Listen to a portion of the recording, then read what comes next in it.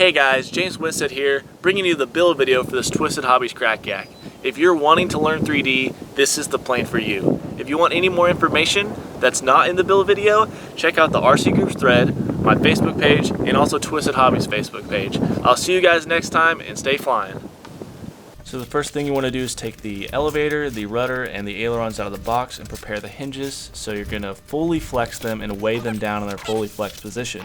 This allows them to kind of be broken in before you actually fly the airplane. It'll make your servos much happier and the airplane will fly much better. I let mine sit for about a day. I let mine sit overnight while I was building and letting glue dry, but you do not want to skip this step or your airplane will not fly as good as it possibly can. Before moving on through the build, it's a good idea to set up all your electronics, make sure everything's working, center all the servos, and put your control arms on. You will have to refer to the manual for your setup, as some servos and some radios will require different arms. I use the smallest arms on all of mine. So the first thing you want to do is install one snap link onto one side of each of the push rods, and you pretty much slide the carbon fiber rod into the small channel on the snap link, and then you use a piece of heat shrink tubing to heat shrink it down and keep it into position while you add a little bit of CA. You don't have to use very large pieces of heat shrink tubing. And when you are applying CA, you want to make sure that none of the CA gets in the actual snap portion of the snap link, or it will not snap and your linkage will be ruined. So be careful when applying the CA, and you want to do this on one side of all the push rods in the box. The next step will be gluing the wings and the elevator. I use a popsicle stick to kind of spread the glue around. And the main thing is you want to make sure you're building on a flat surface and that you take the time to make sure all the alignment tabs are pushed in the correct spots. This is really simple, and you want to make sure this dries all the way before you adjust it, as any mistakes here will probably cause your airplane not to fly as good as it could.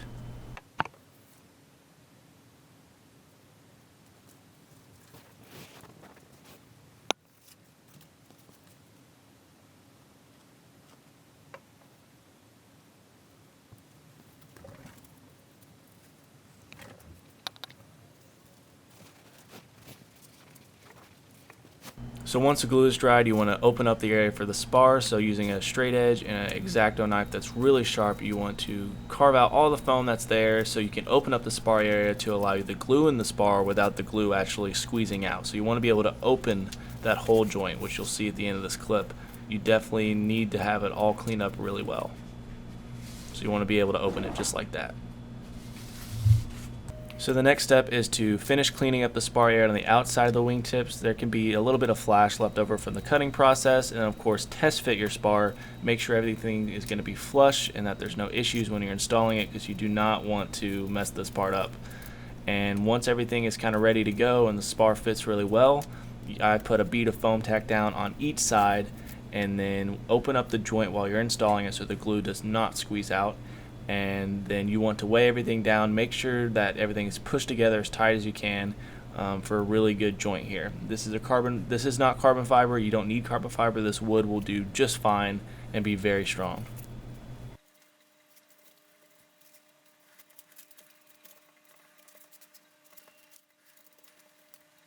So while you're waiting for the spar to glue up, you can do the canopy as well. So put a bead of foam tack on the canopy side and the actual fuselage side. And I kind of let mine air tack up a little bit to make the process a little faster, and then you just want to make sure you're doing things on a flat surface and everything lines up correctly. So this is going to be gluing on the bottom piece of the fuselage. Now you want to have your servos already in, but you do not want to glue them down. And then the next step is to make sure everything seats properly and make sure there's enough space on the cutouts for the servos. Mine came out perfectly, so there's no issues there, no need to trim. And then pretty much you just lay down a bead of the foam tack glue and you're good to go. So there's the servos, they fit perfectly, no need to trim anything. So I'm going to lay down a bead of foam tack glue, push everything down, check and make sure everything's 90 degrees. That's a really big key step here, and that's all you need to do. And you need to let this set up pretty well. You don't want to knock this out of alignment.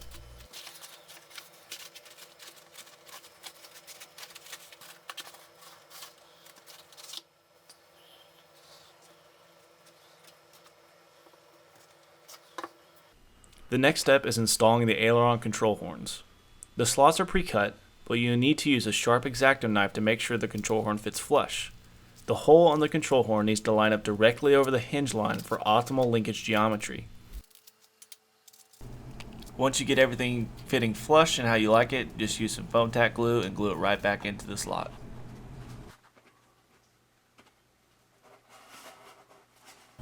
The next step will be gluing the top part of the fuselage down.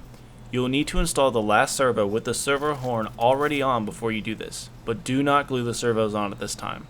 A healthy bead of foam tack glue is all that is needed. Make sure to check for squareness as this can affect flight performance. Just a quick note that I actually had the servo arm on the wrong side of the servo, so it was not on the side where the rudder linkage would be. So when you do yours, make sure it's on the other side than pictured.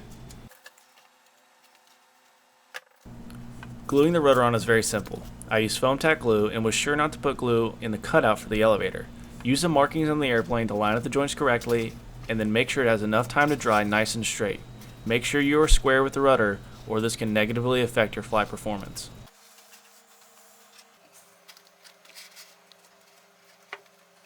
The next step is to glue on the side supports. On the side that you're running your wires, do not apply glue to the tapered end of the support. Keep this unglued until the final assembly of the airframe so you can hide wires under them. Wipe away any excess glue. On the opposite side, glue the whole support down as you will not need to hide wires.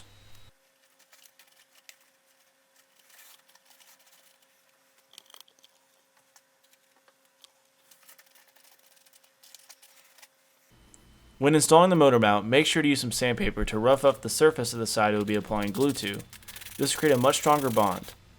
Apply glue to both the motor mount and the nose of the airplane. Wipe away any excess glue and make sure it is square to the nose. Any misalignment here will cause your thrust angles to be off and the airplane to not fly that well.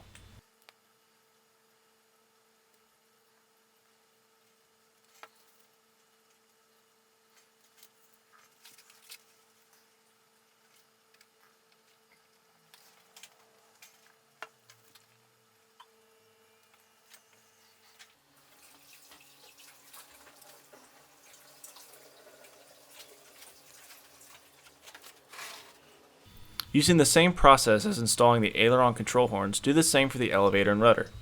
Have a sharp X-Acto knife to clean out the slots and make sure the horns fit flush and are seated correctly. And also make sure that the holes are directly over the hinge line.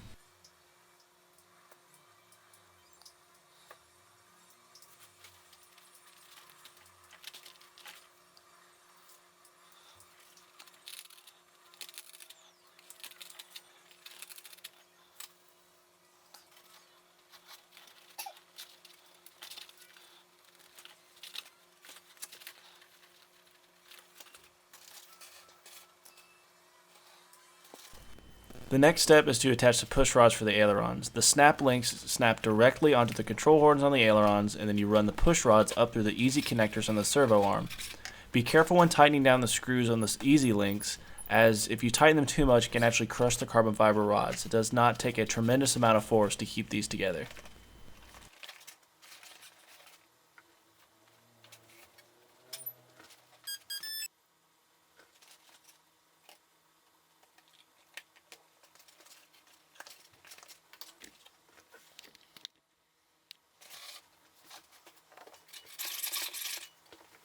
The next step is just installing the SFGs using the foam tack glue and making sure that they are 90 degrees to the wing. This is very important as they do a lot of work on the wing and make the airplane fly really smooth. So any misalignment here can cause some negative flight performance.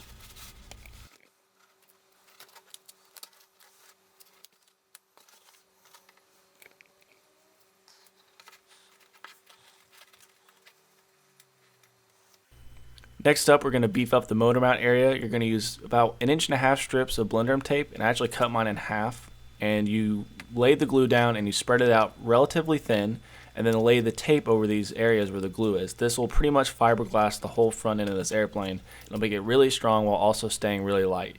You don't want to use a ton of glue, but you want to use enough that there's definitely some contact area. Make sure you use this technique on all sides of the motor mount.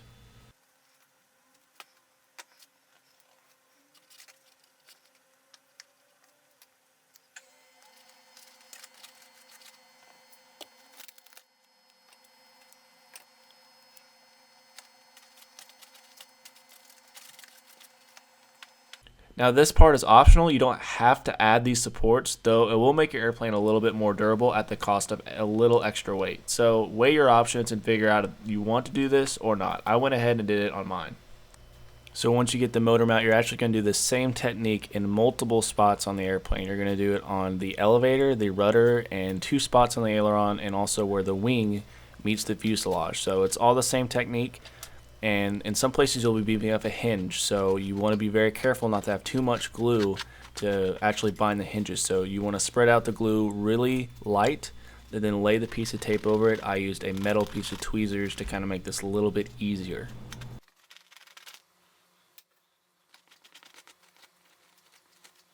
So the next step will be putting on the supports for the push rod. So you slide 6 supports on each push rod, and then you will actually put the snap link on the control horns of the tail and then glue down each support in the designated slot. So they'll all line up, make sure all 6 are used and all 6 are in the correct space, and these will make sure the push rods do not bend. It will cause a really good tight joint.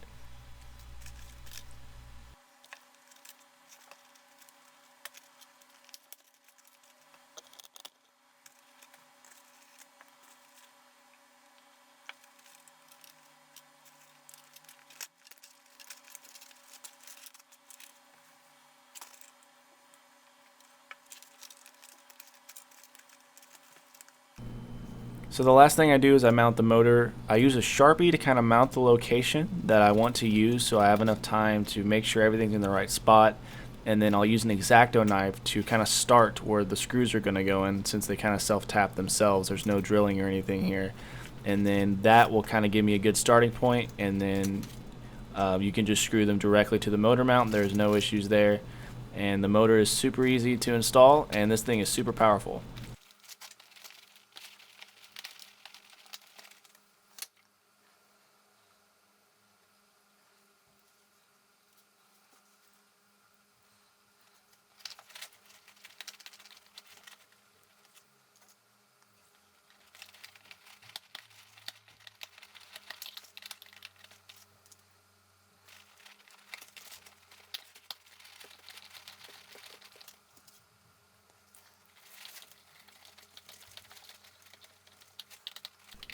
Just make sure once you get the motor on, if you're going to put the propeller on, that everything is safe to do that and your electronics are already set up.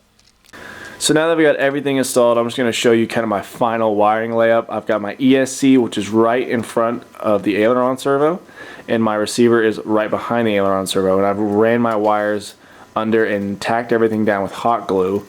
Also, all my extra wires are under the side support that you do not glue down to the very end. This is the one you left the tapered end unglued.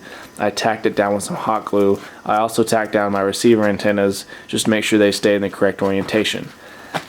Now, as far as battery, I'm currently running mine right here, which is right behind the aileron servo. This is going to vary depending on each airplane, but the main thing is don't cut the slot till you know where the CG needs to be. I found that I like the CG pretty much right on the money where they say it needs to be, about 210 millimeters back from the front of the airplane. So other than that, this thing is ready to go, and I hope you guys enjoyed this build video, and I hope you enjoy flying this thing.